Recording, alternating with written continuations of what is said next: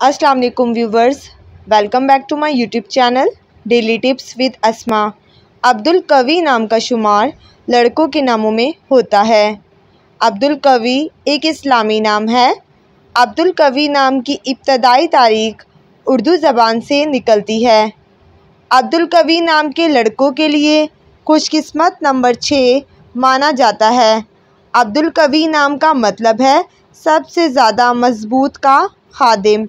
अब्दुल कवी नाम के लड़कों के लिए खुशकिस्मत दिनों में मंगल और हफ्ते का दिन शामिल है।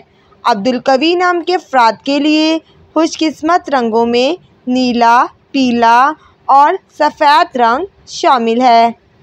अब्दुल कवी नाम के अफराद के लिए खुशकिस्मत पत्थरों में रूबी पत्थर शामिल है।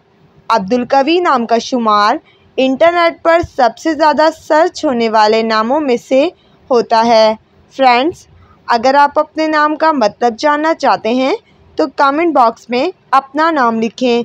इंशाअल्लाह हम आपके नाम की वीडियो ज़रूर बनाएंगे। Thanks for watching. अल्लाह हाफिज़।